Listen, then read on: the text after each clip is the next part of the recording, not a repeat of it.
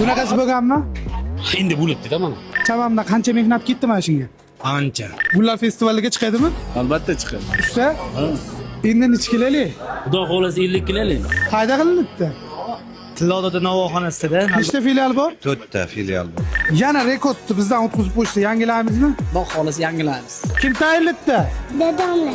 O'zbekistonda bo'lmagan yangilik Gullar festivaliga Namanganda 50 kilolik non qilinibdi.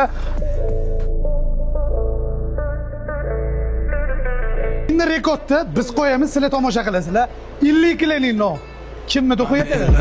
Ellatim oyginidagi go'zal axloq degan libosi bor millatim. Qo'lini ko'ksiga doim bosgan o'zbekim. Mani elim, g'ururim. Jonim fidon bo'lsin agar mani kamida har dam.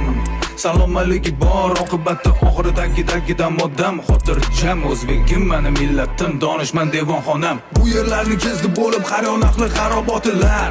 Devonayu mashoyix abdollar Ibn Sino bobolarim Hazrati Naqshband darajati ulug'lar, balogardonlar. Terani koinot sirlarini bilishni istar hamon bu odam zot. Hozirgi kunda ham noayyon bardavom. Endi aniqlanayotgan bashoratni bilar edi kim? Ulug'bek bobom. O'zbegim mana O'zbegim millatim mana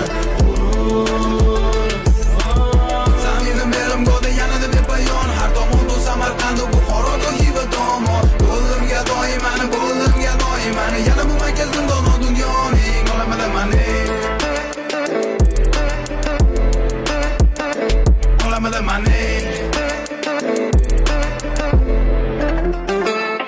minnatdorman, shukr qilarim bor kecha-yu kunduz. Ota-onamning bergan tarbiyatini haqini ado etib bo'lmas ekan hanuz. Nechun ular bunday mehribon, borliklari bir ulug' inom. Farzandining aybini yashirish va afv etishda bardavom. Chunki ular ham vaqtida shunday tarbiyat ko'rgan.